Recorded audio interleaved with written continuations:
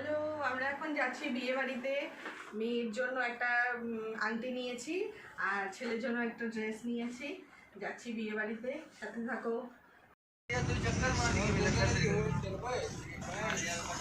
তো আমরা বাসে উঠে পড়েছি। আমরা যাব পল্টন বাজার নেপালি মন্দির। নেপালি মন্দিরে নেমে ওখান থেকে আবার অটো বা টোটো যেটাই পাই সেটা করে যাব ওদের বাড়িতে। নগর ফাটাশিল আমবাড়ি। শান্তিপুর থেকে রাস্তাটা বন্ধ করে ভরলু অবধি সেই নদীর পাশ দিয়ে ঘেঁষে গেছে। নতুন করে হয়েছে রাস্তাটা, দারুণ লাগে কিন্তু দেখতে। সবাই দাঁড়িয়ে সেই ফটো তুলছে, আনন্দ উপভোগ করছে।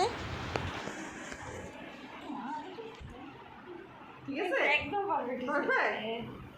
ওয়াও, বিয়ে হয় তো দিলে না? না, একদম পারফেক্ট।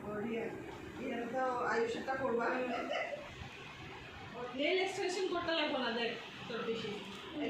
আমরা চলে আসছি তানিয়াদের বাড়িতে। তানিয়াকে এসে গিফটটা দিয়ে দিলাম। আংটিটা দেখলাম ওর হাতে ঠিকঠাকভাবেই হয়েছে, তো বললাম এই আঙুলে তো তুমি এই আংটিটা পরলে, আর রিং ফিঙ্গারে তো তুমি আয়ুষেরটা পরবে। বলছে হ্যাঁ, ও খুব হাসছে, আর আমার দেওয়া আংটিটা ওরও খুব পছন্দ হয়েছে। বাড়িতে এসে আমরা সবাই মিলে তত্ত্বগুলো বানিয়ে নিলাম। কি সুন্দর হয়েছে বলো। পরের দিন ভোর 5:30টায় আমরা বেরিয়ে পড়লাম গৌহাটি স্টেশনের উদ্দেশ্যে। আগের দিন রাত্রিবেলা উবের বুক করে রেখেছিলাম, তো টাইম মতন চলে আসছে। তো ওই উবেরে করে আমরা চলে আসছি গৌহাটি স্টেশন। দেখি তানিয়া আর আঙ্কেলজিও চলে আসছে। বাহ, কি মজা, সবাই একসাথে। রাজধানী সাধারণত লেট করে না, কিন্তু সেই দিন প্রায় 1.5 ঘন্টা লেট হয়েছিল। যাই হোক, ফাইনালি ট্রেন আসলো, আমরা উঠে বসলাম। আমরা সবাই মিলে রওনা দিলাম দিল্লির উদ্দেশ্যে। আচ্ছা, দাঁড়াও, তোমাদের সঙ্গে তো পরিচয় করানো হয়নি বন্ধুরা। এই যে আমার পাশে মেয়েটা বসে আছে, ও হচ্ছে তানিয়া, সুশান্ত আঙ্কেলের মেয়ে। ও হচ্ছে তানিয়া, আমার ননদের মতো। ওর বিয়েতেই আমরা যাচ্ছি জয়পুর কোটপুতলি। ট্রেনে ওঠার পর আমাদেরকে কমপ্লিমেন্টারি দিয়ে দিল জল আর চা। শেষ করার পর চলে আসলো লাঞ্চ শেষ করে তারপর চলে আসলো বিকেলের স্ন্যাক্স, তারপর রাত্রের ডিনার। এই করতে করতে গপ্প করে আমাদের রাতগুলো ভালোই কেটে গেল। সকালবেলা ঘুম থেকে উঠে দেখি গাজিয়াবাদ চলে আসলো। গাজিয়াবাদ স্টেশনটা দেখে মনে হচ্ছে সেই পুরনো দিনের, যেমন আমাদের হাওড়া স্টেশনটা ঠিক অনেকটা সেরকমই।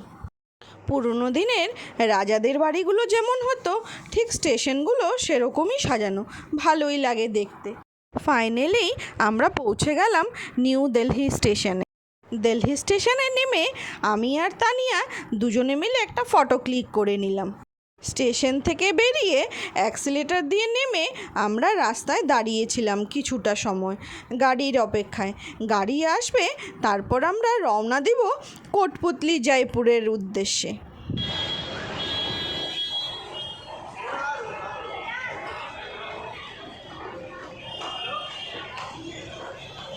প্রচণ্ড গরম, সেই তাপমাত্রা, দিল্লির তাপমাত্রা আর সহ্য করা যাচ্ছে না। কি করব, দাঁড়িয়ে দাঁড়িয়ে 2-1টা ফটো ক্লিক করে নিলাম।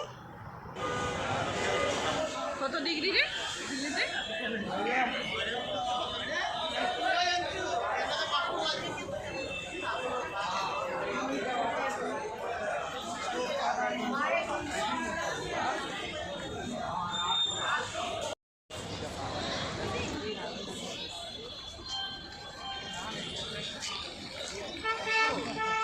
মতন ভিডিওটা আমি এখানেই শেষ করলাম।